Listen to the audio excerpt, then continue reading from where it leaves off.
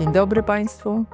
Witam serdecznie na kolejnym, już ostatnim spotkaniu w tegorocznej edycji wykładów kaszuboznawczych na naszym uniwersytecie. Cieszę się, że znów mogę się spotkać z Państwem i tutaj dziękuję organizatorom za zaproszenie. Zwłaszcza jest to dla mnie istotne, bo w tym roku kontynuujemy projekt Gdania Kaszubia, z którym związana jestem już od początków. Reprezentuję dzisiaj z jednej strony literaturoznawstwo, ale i też badania, czy też badania nad pamięcią, czyli pamięcioznawstwo, a wiadomo, filologia germańska to jest ta moja pierwotna dyscyplina, studia, które ukończyłam. Przede mną spotkała się z Państwem już cała plejada badaczy i wszyscy razem próbujemy ułożyć tę mozaikę właśnie tego naszego głównego tematu Gdania Kaszubia. Kaszubi i Kaszubszczyzna w gdańskich mitach to jest mój temat, do którego zbliżam się z jednej strony właśnie zgodnie z moją socjalizacją naukową, ale też jakby zgodnie z perspektywą kulturową, czyli jestem związana z rodziną od pokoleń właśnie tutaj zakorzenioną w pomorskości i kaszubskości. Ten termin mity znają Państwo zapewne ze szkoły. Przede wszystkim w tym znaczeniu jako opowieść o życiu bogów, demonów, próbująca wyjaśnić początek świata i relacje na świecie. Kolejna niezgodna z prawdą opinia o kimś albo o czymś, a trzecie znaczenie, które nam jakby proponuje, czy też proponuje nam definicja słownika języka polskiego, to jest fałszywa historia o człowieku lub wydarzeniu. To nie jest to, co nas dzisiaj interesuje. Dzisiaj będziemy się zajmować mitami w zupełnie innym znaczeniu i wychodzić przede wszystkim od publikacji i badań profesora Petera Olivera Löwa, niemieckiego slawisty i historyka, który jest między innymi autorem biografii miasta i badał, jak od XIX wieku do drugiej dekady XXI wieku pokazywana, opowiadana była przeszłość gdańska i to badał mity zarówno te, które są legitymizowane władzą, jak i te, które budują czy też tworzą wspólny rezerwuar opowieści gdańskich. Bardzo lubię jego myśl, którą widzą Państwo na slajdzie. Gdańsk jest jak książka, miasto wielostronnicowe, książka, która wymaga uważnej lektury, miasto wielu narratorów, książka w wielu językach, miasto jako książka. Zaprasza on właśnie do naszych refleksji dzisiejszych z tym pytaniem, jakie w tej książce mają miejsce Kaszubi i Kaszubszczyzna i jak są pozycjonowani w tych opowieściach. Badając opowieści o przeszłości miasta, Peter Oliver Löw w tym okresie wyróżnił 3 fundamentalne historyczne mity. Mit niemieckości miasta, mit polskości i mit wielokulturowości. Przy czym, tak jak przed chwilą Państwu powiedziałam, mity to nie chodzi o to znaczenie, z którym spotykamy się w szkole, z którym wzrastamy, które opowiadają, czytali nam rodzice książki do snu. Tu chodzi o mity historyczne. To są specyficzne opowieści znaczeniotwórcze, czyli generujące, budujące znaczenie, które oferują zestaw wartości i orientację w przestrzeni historyczno-społecznej. To jest jednocześnie ustrukturyzowana opowieść o wybranych wydarzeniach z przeszłości, nadająca im szczególne znaczenie dla teraźniejszości i w związku z tym też przyszłości. Czyli mamy do czynienia z opowieścią, na rzecz której dokonana już jest wstępna selekcja. I zawiera ona wybór, ale i objaśnienie oraz interpretację wydarzeń historycznych, które można przekazywać dalej i opowiadać na nowo. Tę definicję zapożyczyliśmy od profesor Heidi Hein-Kircher, niemieckiej historyczki, która właśnie bada od lat te struktury mitów.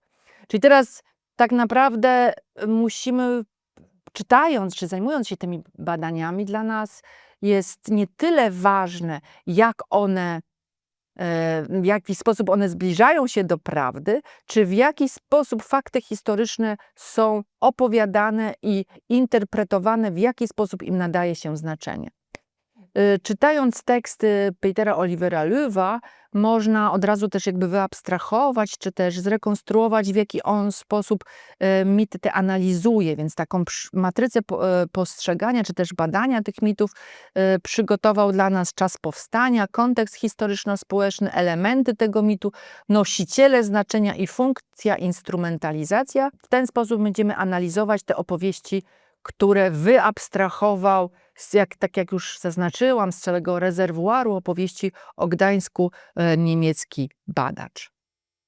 Przy czym musimy jeszcze jedną przywołać definicję mitu. Zobaczcie Państwo, jak bogate to jest słowo, termin, jak wiele ma różnych znaczeń. Mit literacki we współczesnych badaniach literaturoznawczych to jeszcze jest coś więcej. To jest pewna struktura wyobraźni. I tu wchodzimy w obszar antropologii wyobraźni twórczej, która proponuje nowe spojrzenie, nowe klucze interpretacyjne dla tekstów czy też dla literatury. I w ramach tych badań literatura postrzegana jest jako przestrzeń kreowania mitów.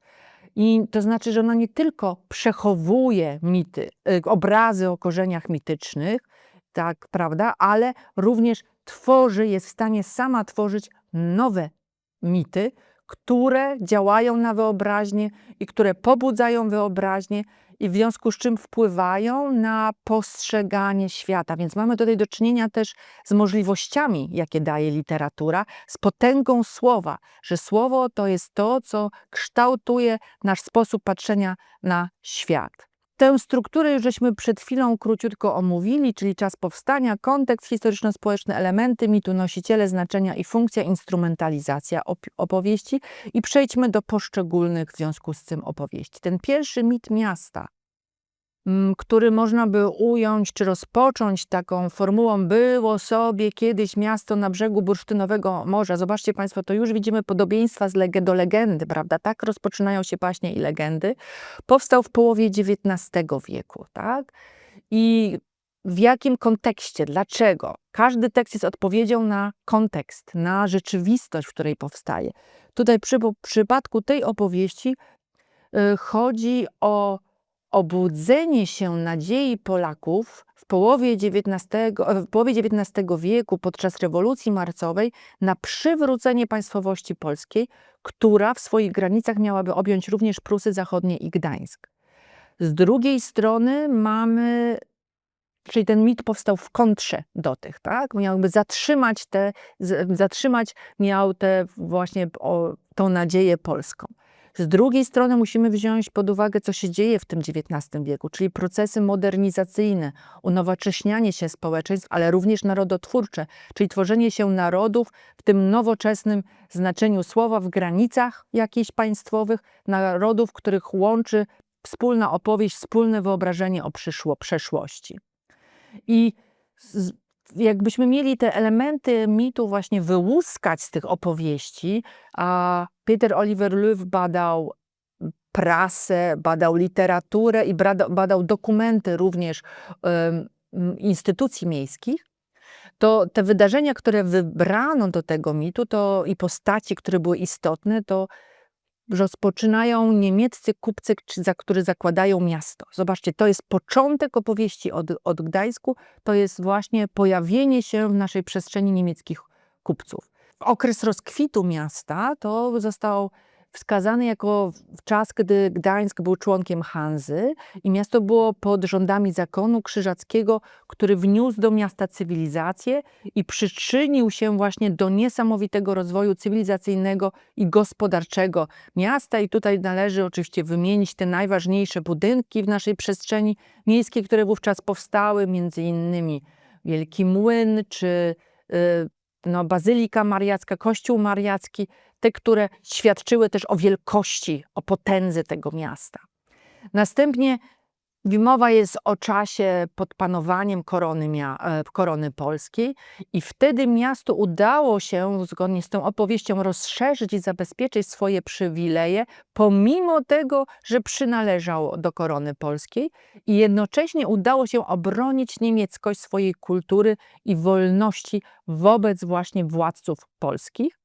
Natomiast architektura miasta, która w tym czasie powstała, jest świadkiem niemieckiej przeszłości i potęgi niemieckiego intelektu i niemieckiego umiejętności tworzenia nowych wartości. Następuje pewien przeskok. Miasto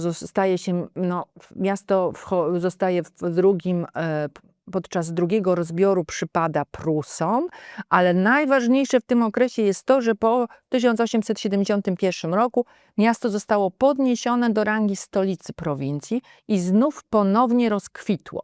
Więc mamy kolejny ten moment rozkwitu i to jest jakby istotne. Przeskakujemy, znajdujemy się w wolnym mieście Gdańsku, który jest uznany za niesprawiedliwość dziejową w tej opowieści, ale udało się zachować niemieckość pomimo roszczeń politycznych Rzeczpospolitej Polskiej, więc znowu mamy to pomimo, tak? Pomimo, to ważne jest, jak te poszczególne fakty są interpretowane i tu jest właśnie ten zalążek interpretacji. W 1939 roku miasto zasłużenie zostaje przyłączone do Rzeszy i w 1945 następuje wypędzenie gdańszczan i w tym momencie ten mit jakby zostaje przerwany. Kto stworzył ten mit? Nosiciele znaczenia to zwłaszcza elita miejska oczywiście i funkcja mitu z jednej strony jego funkcją jest zniemczenie lokalnej historii, ale włączenie też tej opowieści, przyłączenie tej opowieści do rezerwuaru opowieści obszaru niemieckojęzycznego, opowieści o narodzie tworzonym właśnie, tej tworzonej narodowej opowieści niemieckiej. I co jest istotne, to żeby podkreślić tę niemieckość, zostały w ten sposób też zanegowane polskie elementy w lokalnej historii i kultury, w lokalnej historii i kulturze. Jeżeli byśmy mieli się spojrzeć na obecność Kaszubów, to Kaszubów i Kaszubszczyzny brak, chyba że ze wskazaniem, że mamy do czynienia z ludnością prasłowiańską, która odrębna jest, która nie jest ludnością polską. Przy czym Gdańsk jest traktowany w tym micie jako taka wyspa mieszczaństwa i Kaszubi przypisani są do terenów pozamiejskich jako ludność wiejska i do okolic miasta, czyli to miejsce naturalne dla nich to są targi, czy też jakby służba w domach mieszczan gdańskich, to są te miejsca, które im przypadły w tej opowieści. Przejdźmy do kolejnego mitu. Kolejny mit, kolejna opowieść o mieście, to jest, którą wyróżnił Peter Oliver Löw, to jest mit polskości miasta. I tutaj jakbyśmy mieli znowu go rozpocząć, to rozpoczęlibyśmy, było sobie miasto, które powstało na pradawnej słowiańskiej ziemi. Czyli to podkreślenie pradawna, słowiańskość, która od razu też tworzy kontynuację do obecności polskości na tych ziemiach. Mit ten powstał w okresie I wojny światowej, gdy zaczęto negocjować powrót Polski na mapy Europy i w związku z czym negocjowano granice tego od nowego państwa polskiego, któremu chciano zapewnić dostęp do morza. I w związku z czym mamy do czynienia z czymś takim jak odkryciem Prus Zachodnich oraz Gdańska jako historycznego terytorium Polski. I jeżeli mówię, że chodzi o odkrycie, to musimy sobie zdawać sprawę, gdzie Gdańsk się znajdował w świadomości Polaków właśnie na przełomie XIX i XX wieku. Owszem, miasto leżące niegdyś w granicach Rzeczpospolitej, ale niezbyt znane i obce architekturą, obce językowo. to przede wszystkim przebija w relacjach z podróży przedstawicieli polskich elit, gdzie właśnie to dominujące uczucie jest to obcość. Pruska architektura, język niemiecki i zasłyszana kaszubszczyzna, jeśli już, postrzegana jest jako lokalna odmiana polszczyzny, ten element swojskości. W latach 80. tutaj swój urlop profesorski, czy też wakacje profesorskie spędzał profesor Stanisław Tarnowski, historyk literatury, przyszły rektor Uniwersytetu Jagiellońskiego i zostawił nam bardzo ciekawą relację, która właśnie odbija to postrzeganie naszego regionu. W tej relacji z Gdańska jest między innymi taki fragment, cytuję: brzydka, gruba tutejsza mowa, ale po polsku. Czy to ostatnie echa polszczyzny, albo ogniwa jej słabe może, ale nieprzerwane? Widzimy Państwo ten mit tej słowiańszczyzny, która zaginie na tych terenach. Wiemy, że ten mit utrzymuje się często po dzień dzisiejszy w odniesieniu do Kaszubów. W każdym razie, jeśli patrzymy na kondycję Polaków w Gdańsku wówczas, to możemy ją między innymi mierzyć instytucjonalizacją życia społecznego, więc pierwsze stowarzyszenie zostało założone, polskie zostało założone w 1876 roku i było to Stowarzyszenie Ogniwo. W 1891 roku została założona polska języczna Gazeta Gdańska, z którą wiemy, że kilka lat później zwiążą się m.in. tak ważne postaci dla ruchu kaszubsko-pomorskiego jak Aleksander Majkowski. I nie sprawdzałam tych danych, ale w 1996 roku, jak podaje Peter Oliver Löw, abonament w Gdańsku to było 90 osób w Gdańsku, które właśnie prenumerowało tę gazetę. Reszta pochodziła z regionów.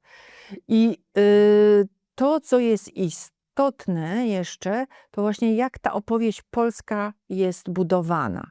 Więc zaczyna się od obecności książąt słowiańskich, pomorskich, którzy przekształcili dawną słowiańską, kaszubską osadę rybacką w centrum swojej władzy. Czyli początek to mamy książąt słowiańskich tutaj. Niemniej to jest prastary gród słowiański, który właśnie stanowił ten fundament opowieści o Gdańsku, a dla niemieckich osadników książęta założyli miasto na właśnie tej prastarej słowiańskiej ziemi. W 1308 roku zakon krzyżacki najechał bezbronne miasto. Zobaczcie Państwo, zupełnie inaczej pokazana jest obecność zakonu krzyżackiego. Wtedy głównym elementem tej opowieści, figurą pamięci jest rzeź gdańska i lata panowania zakonu krzyżackiego to lata też ciemiężenia właśnie Gdańska, tego okresu ciemiężenia pod panowaniem zakonu. Doprowadziło to wszystko do powstania mieszczan gdańskich, którzy wymusili przyłączenie miasta do korony polskiej, czyli decyzja gdańszczan, mieszczan to jest przyłączenie. I właśnie w tym okresie, gdy miasto było miastem portowym, najważniejszym miastem portowym korony polskiej, to przeżywało rozkwit kulturalny, polityczny i gospodarczy, a jednocześnie wówczas nastąpiła polonizacja mieszczaństwa gdańskiego. W 1793 roku Prusy zajmują miasto, napotykając na zbrojny opór, i tu jest ważna postać m.in. Joanny Schopenhauer, która się z tego buntu, protestu opuszcza miasto. XIX wiek to upadek gospodarczy miasta i jego peryferyjność, a jednocześnie walka kulturowa i bolesna, wzmożone procesy germanizacji miasta i opowieści o jego przeszłości. Utworzenie wolnego miasta w 1920 roku to kompromis polityczny, który tylko częściowo zabezpiecza polskie roszczenia i dostęp do morza. W okresie międzywojennym niemniej następuje instytucjonalizacja mniejszości polskiej, która staje się ważnym aktorem życia społecznego w Wolnym Mieście Gdańsku. W 1939 roku Gdańska Polonia we wrześniu jednocześnie jest pierwszą ofiarą II wojny światowej. I tutaj wchodzi opowieść martyrologiczna, czyli ofiary, Wiktoria Szule, utworzenie obozu Stutthof dla właśnie Polonii. W 1945 roku ostateczne zdobycie miasta przez Polskę i potwierdzenie odwiecznych praw polskich do tej ziemi. Zobaczcie Państwo na te różnice, jak są ze sobą łączone poszczególne wydarzenia historyczne. Nawet jeżeli wybrane jest to samo wydarzenie, to one zupełnie inaczej jest przedstawiane w tej opowieści.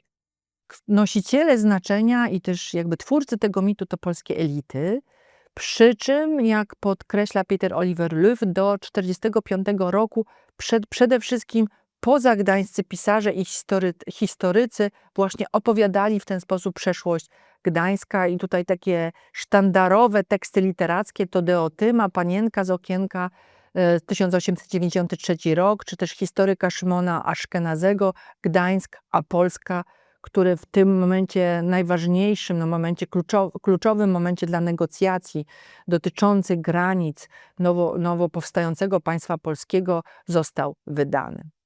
I funkcję tego mitu to znowu mamy uargumentowanie roszczeń politycznych elit polskich do objęcia Gdańska granicami tego rekonstruowanego państwa polskiego. I gdzie są w tym wszystkim Kaszubi? Obecni są jako ta prastara ludność słowiańska z jednej strony, dowód ciągłości historycznej na ziemiach odzyskanych i ta polska odwieczna straż nad Bałtykiem to jest to miejsce to miejsce, gdzie przyporządkowane dla Kaszubów, a jednocześnie można zadać pytanie, gdzie tu mieścić, jak ta opowieść współgra z mitem miasta od nowa, którego głównym posłaniem jest, że miasto tak naprawdę przeżyło całkowitą wymianę ludności po 1945 roku i gdańskość to dopiero zaczyna się w 1945 roku. Czyli od razu widzimy tę konkurencję różnych mitów. Jeżeli byśmy mówili o tych opowieściach właśnie w tej konwencji mitu polskości, to pojawia się nazwisko, czy też eksponowane jest nazwisko Franciszka Fenikowskiego. Pisarza o korzeniach wielkopolskich, urodzonego w Wielkopolsce, który jako szkrab trafił na wybrzeże i zakochał się i w Wybrzeżu, i w Pomorzu. Poeta, prozaik, który związał część swojego dorosłego życia z Gdańskiem i uznawany jest za jedną z najważniejszych postaci środowiska literackiego Wybrzeża w latach 1945-1980. Musimy podkreślić, że to był też jeden z najpoczciniejszych pisarzy gdańskich okresu powojennego i proszę sobie wyobrazić nakłady książek, no niesamowite jest z perspektywy dzisiejszej, 335 000 egzemplarzy na przykład poszczególnych tytułów. Jeżeli byśmy chcieli tych kilka jego tekstów wyróżnić, na pewno takiej legendowo-historyczną marynistykę Pierścień z łabędziem, batalistyczno-marynistyczną trylogię Kaper z Morskiego Psa, Baszta Trzech Koron, Smok Króla Augusta, tomy legend gdańskich, Okręt w herbie, Wczoraj i Gdańska szkatułka. Wszystkie te pozycje znajdziecie Państwo na moich półkach i na półkach wielu gdańszczan, co najmniej mojego pokolenia i starszych. Jak jest podsumowywana jego twórczość, znaczenie jego twórczości? Z jednej strony w Gnieździe, w publikacji leksykonograficznej Gniazdo Gryfa, Słownik Kaszubów, kaszubskich symboli, pamięci i tradycji kultury, określany jest piewcą Kaszubów i morza, miłośnikiem przeszłości Gdańska i Pomorza. Z drugiej strony nazywany jest też ideologiem nowego porządku geopolitycznego i tutaj nazwisko badacza gdańskiego, polonisty Janusza Mosowskiego powinno paść, który właśnie tak w ten sposób, też jakby kontynuując myśl Petera Olivera Löwa, określił Franciszka Fenikowskiego.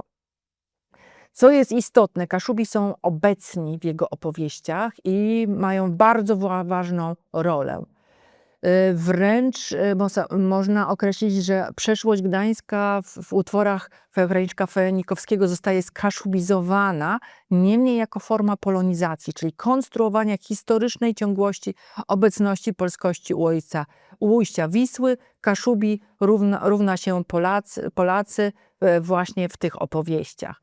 Ta prastara straż słowiańskości, polskości na brzegu Morza Bałtyckiego w kontrze do destrukcyjnego naporu Wikingów, czyli inaczej Germanów. Tak są budowane te opowieści i jednocześnie Kaszubi jako ci z jednej strony strażnicy pamięci, ale również jako nosiciele medium pamięci o niszczycielskiej sile Krzyżaków.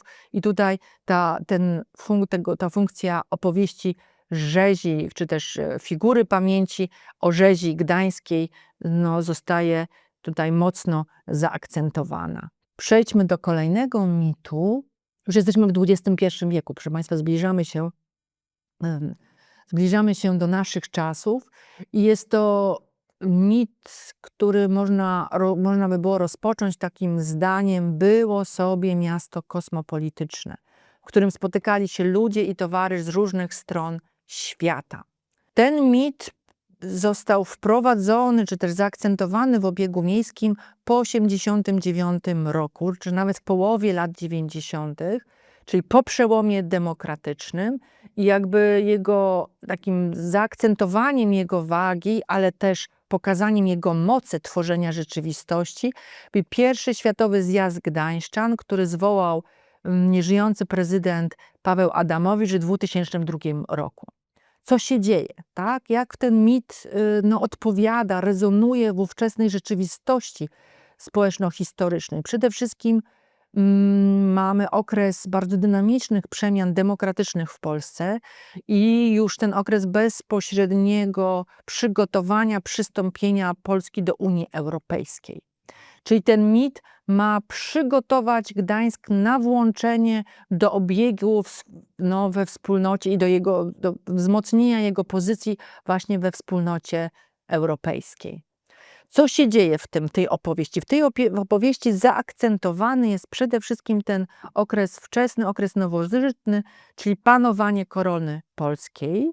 Podkreślane jest, że Gdańsk wówczas stał się dopiero miejscem wielokulturowym, łączącym wielką tolerancję z dążeniem do wolności i dobrobytu, rajem mieszczańskim i ideałem społeczeństwa obywatelskiego. To są te główne znaczenia przypisywane temu rozwojowi miasta w owym okresie. Nosiciele znaczenia to przede wszystkim władze miasta, włodarze miasta na początku XX wieku oraz liberalne elity miasta. Co dzieje się w tym micie? W tym micie, zdaniem Petera Olivera, następuje redukcja udziału Niemców w historii miasta, natomiast podkreślenie wpływu osób trzecich na miasto, czyli Holendrów, Szkotów czy Włochów. Jak zapytamy, gdzie są Kaszubi, podmiotowo nie są objęci tą koncepcją wielokulturowości, ponieważ uznani są za Polaków, nie za inną polskość, tylko właśnie za Polaków w miejsce. Więc spozycjonowani są raczej na marginesie, mniej lub bardziej liczącym się, a cała ta opowieść jest takiej konwencji idylii multikulti, którą Peter Oliver-Löw nazywa wielokulturowością wyobrażoną. Ja bym powiedziała, że chodzi o wielokulturowość wyidealizowaną, gdzie nie ma miejsca na hierarchiczność, nie ma miejsca na kultury dominujące, tylko wszyscy tu jakoś się odnaleźli i wszyscy jakoś pokojowo współdziałali. Na ten element tej opowieści jest nacisk.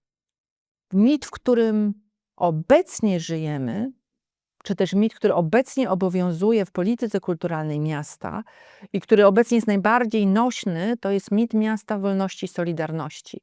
Tutaj przygotowałam dla Państwa cytat z portalu miejskiego, tej opowieści, w jaki sposób opowiadane jest obecnie nasze miasto. Pozwolicie Państwo, przeczytamy wspólnie.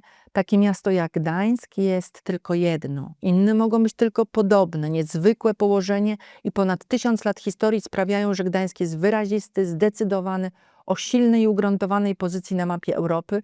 Jednocześnie to miasto, które wciąż kryje w sobie wiele tajemnic i ma to coś, dzięki czemu nie można pomylić go z żadnym innym. Nie ma Gdańska bez wolności, odwaga, świeżość, ale przede wszystkim wolność. To prawdziwie gdańska tradycja. Cnota od wieków, najwyżej ceniona przez gdańszczan, ukształtowała niepowtarzalny geniusz loci miasta. Czuć ją równie dobrze wśród kamieniczek Starego Miasta, jak i pomiędzy dźwigniami stoczniowymi Młodego Miasta na pięknych, piaszczystych plażach i w postindustrialnych halach, w parkach i w tunelach. W Gdańsku wolność jest wszechobecna. Można jej niemal dotknąć. Inspiruje i przeobraża zarówno przestrzeń, jak i ludzi. Tacy są gdańszczanie. Odważni, zaangażowani, pełni pasji, twórczy. Taki jest współczesny Gdańsk, otwarty na nowe idee, idący z duchem czasu, kreujący zdarzenia wciąż zaskakujące. Jakbyśmy mieli teraz ten mit ująć w tym schemacie, który zaproponowaliśmy na początku, to okres powstania, druga dekada XXI wieku, procesy, co następuje wówczas w naszym mieście, silne procesy metropolizacji, powstaje obszar metropolitarny Gdańsk, Gdynia, Sopot. Wielkie inwestycje w infrastrukturę miejską, zielone technologie wchodzą, umacnianie stołecznej pozycji Gdańska właśnie w ramach tej metropolii następuje. Proces integracji z Unią Europejską i wpisanie się z własną opowieścią właśnie w te opowieści funkcjonujące już w tym szerszych kontekstach, czyli między innymi też realizacja sztandarowych projektów muzealnych następuje, czyli Muzeum II Wojny Światowej, Europejskie Centrum Solidarności. Musimy wziąć pod uwagę konkurencyjność tych różnych opowieści o Europie i świecie i między innymi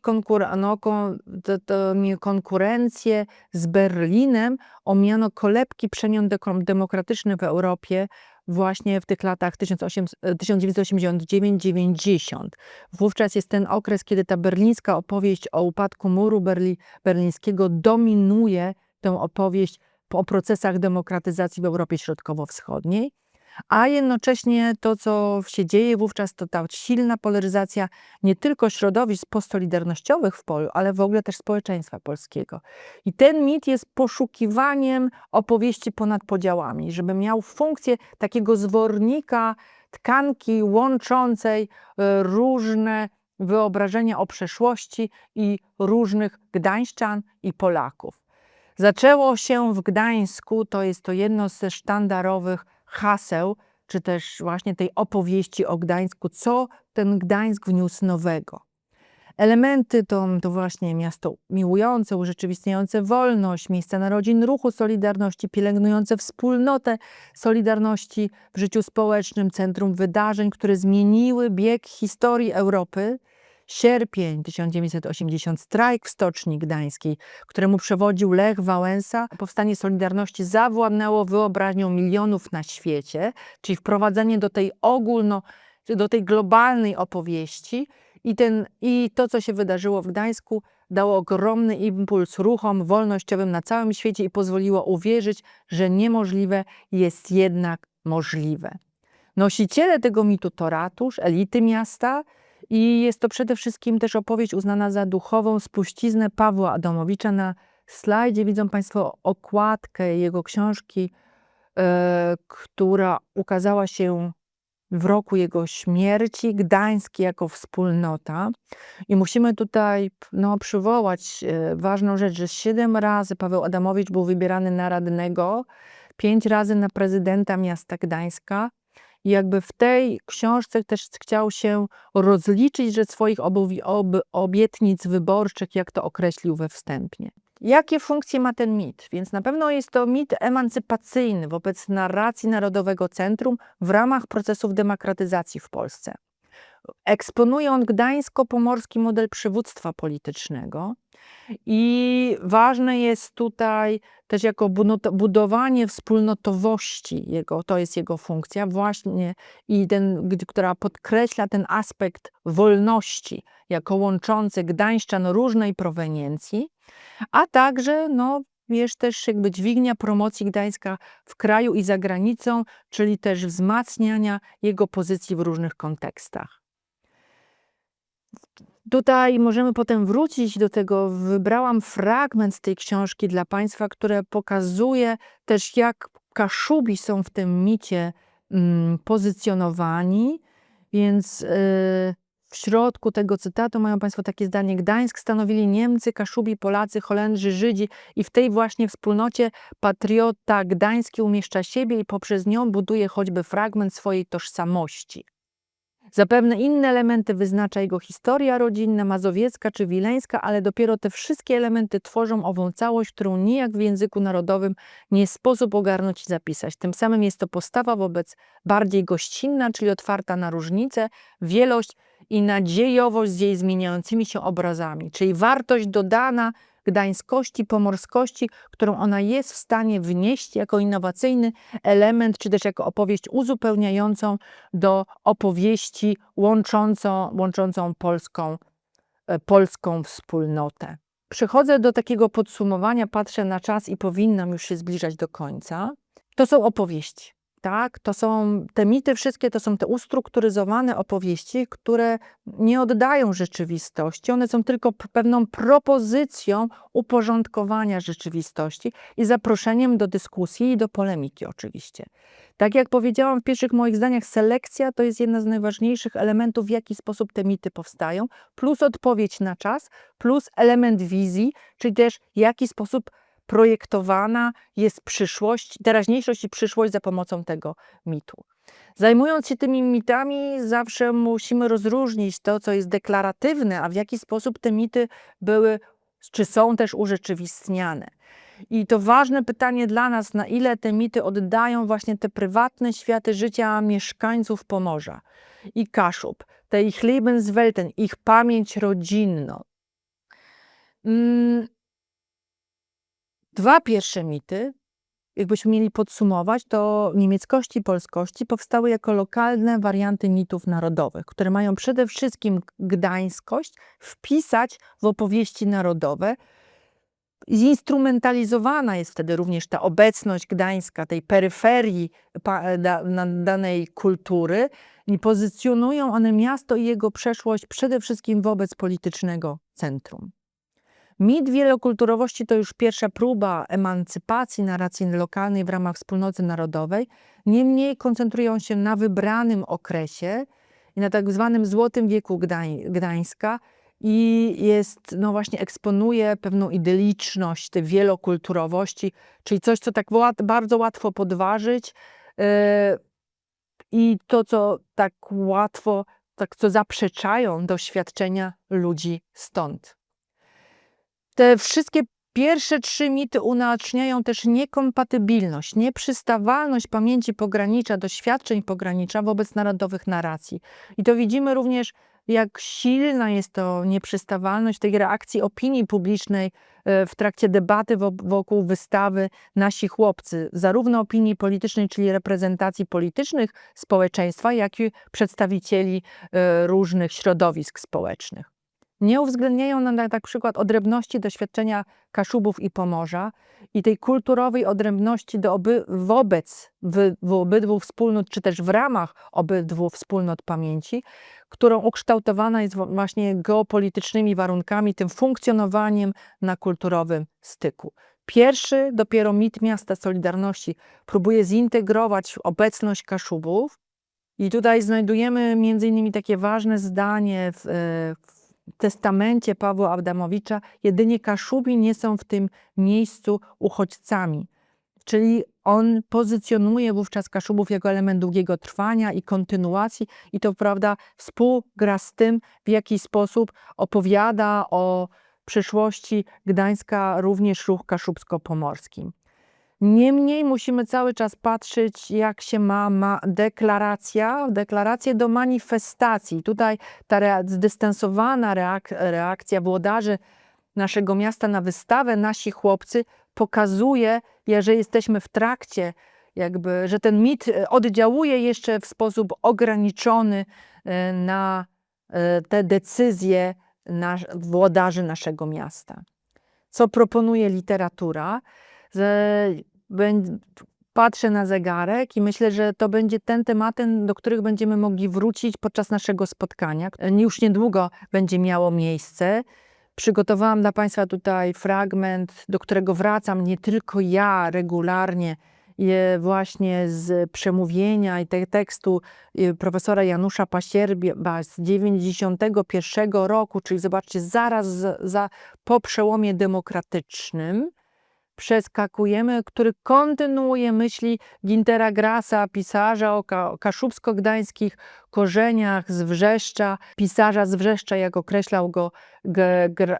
określał go Lech Bątkowski, i który wracał do Gdańska, który nie tylko stworzył silny mit, uniwersalny mit, właśnie, który poniósł Gdańsk, Kaszuby i Pomorze do odbiorcy globalnego, wprowadził do literatury ogólnoświatowej, integrując te różne opowieści i zapraszając właśnie gdańszczan różnej proweniencji do różnego stołu negocjowania tej naszej wspólnej opowieści. Mit, którym Gdańsk jest pokazany jako przede wszystkim miasto pogranicza, ale nie idylii multikulti, tylko hierarchicznej wielokulturowości z przypisanym do każdej grupy kulturowym zestawem stereotypów i przyporządkowań.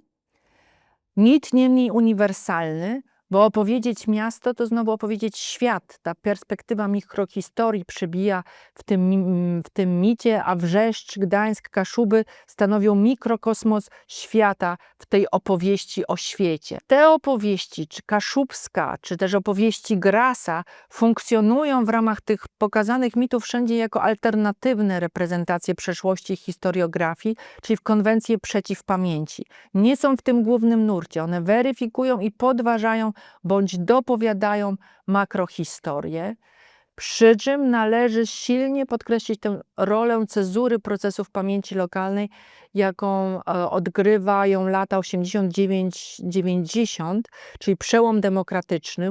Nie tylko chodzi o odzyskiwanie pamięci w tej naszej przestrzeni publicznej, ale też powrót historii do Europy Środkowo-Wschodniej, czyli mierzenie się z trudną historią, procesy oswajania niemieckości, niemieckiego dziedzictwa, jak i też to wówczas powstaje literatura małych ojczyzn, która sytuuje peryferię w centrum, przesuwa to centrum właśnie w stronę peryferii, inaczej określana jako rebelia prowincji. Wówczas powstaje też taki nurt nowego regionalizmu w badaniach i w aktywności środowisk literackich w Polsce. I w tej właśnie narracja regionalnego ruchu kaszubsko-pomorskiego, opowieść, którą między innymi współtworzył Lech Bątkowski, właśnie funkcjonuje jako narracja przeciw pamięci, która po tym 1989 roku wprowadzana jest stopniowo coraz silniej do obiegu mainstreamowego i zaczyna być coraz bardziej widoczna w rezerwuarze opowieści o Gdańsku. Ale jesteśmy, proszę Państwa, w procesie, bo możemy zadawać pytanie cały czas, jakie opowieści potrzebujemy na obecne czasy, na ile w niej jest miejsce na trudne dziedzictwo Gdańska i różnorodne pamięci rodzinne, uwikłania i niejednoznaczności, jako ta immanentna cecha pogranicza, gdzie jest usytuowany Gdańsk, bo taki mit, proszę Państwa, to ma różne funkcje. To jest i wizja, i pewna deklaracja. Jest to obraz przeszłości, ale to jest również program polityczny i zobowiązanie.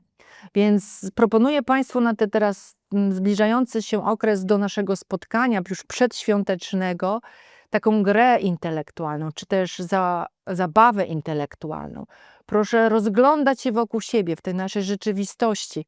Jak opowieść o Gdańsku, mieście Solidarności i Wolności, realizowana jest obecnie w przestrzeni miasta i przez ratusz?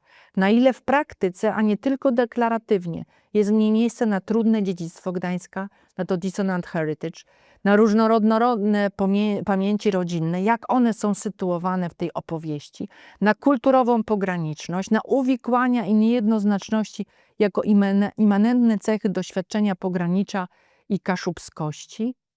I te pytania pozostawiam nam jako takie zadanie i zaproszenie do dyskusji właśnie za już te kilka dni. Dziękuję pięknie Państwu za uwagę. Przywołuję książki, które wszystkie wprowadzają między innymi te opowieści kaszubskie do tego rezerwuaru naszych opowieści gdańskich. Do zobaczenia. Widzimy się już niedługo.